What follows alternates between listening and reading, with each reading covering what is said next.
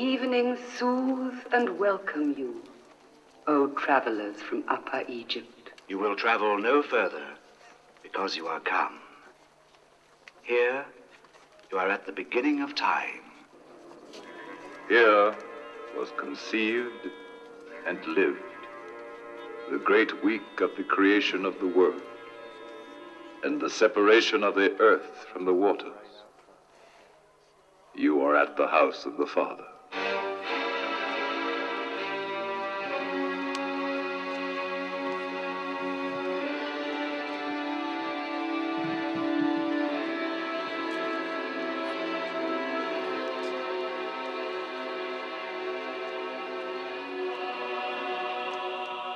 In this house of the Father, each pharaoh thought of himself as a son and wished to leave his mark upon it.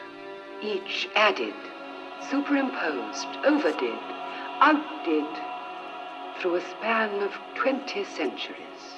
The result is this fabulous labyrinth of facades and passages, esplanades and corridors, perspectives and detours, to which only priests and pharaoh had access.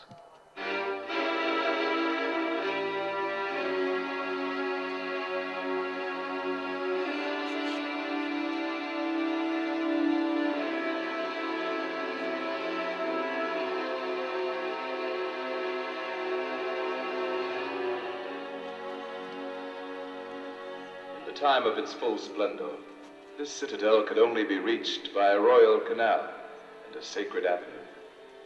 The pharaoh, aboard his barge of glory, could moor here, welcomed on the holy quayside in the shade of the sycamores by the pontiff and his numberless retinue of priests with their feather fans.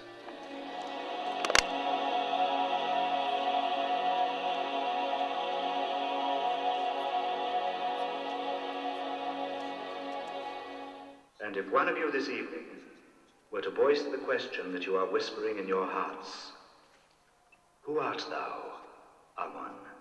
The answer would seep from these walls, these lintels, these pedestals, these secret chambers, these piled ruins. For the answer is written everywhere in 1,000 different hieroglyphics. Perceived that more than one resting place was needed for the sacred barks of the Holy Family. So, midway between the sanctuary and the river, I brought into being this edifice, a veritable temple with pylons guarded by colossi, peristyle courtyard, pillared hall, and sanctuary.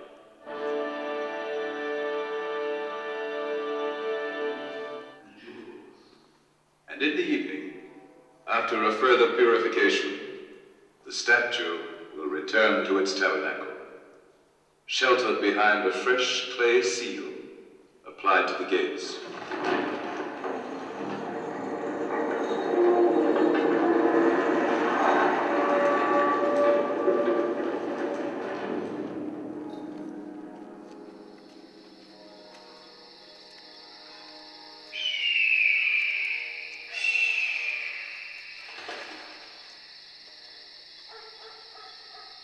Now, God is resting. We must leave the sanctuary. The sun has vanished behind the Theban mountains. Ammon has vanished into the night with the sun, embarking once more upon that dark voyage that is the foretaste of death. It has been said that Thebes was the first city, the city of cities. Homer named it the city of 100 gates. For 100 trumpets sounded its fame.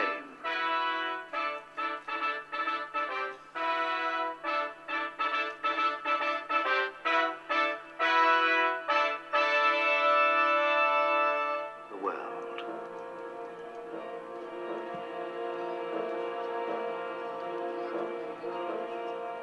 Upon the terraces, priests, astronomers observe the movement of the stars, are responsible for eclipses of the moon and the rising of the sun.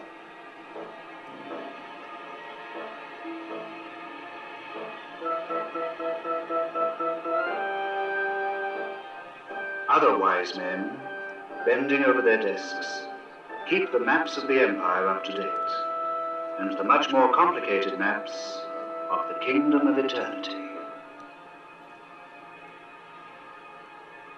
Watching over the furnaces, others supervised the mysterious metallurgical union of silver and gold into electrum, whose shining plaques would clothe the obelisks.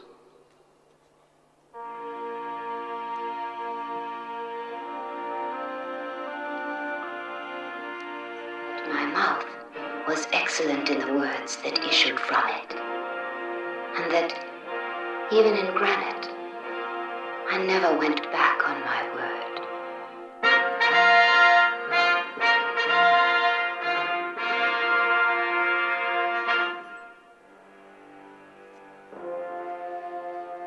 But though the testimonies of a faith may fall into ruins, they do not die. The language may be lost, but it will be found.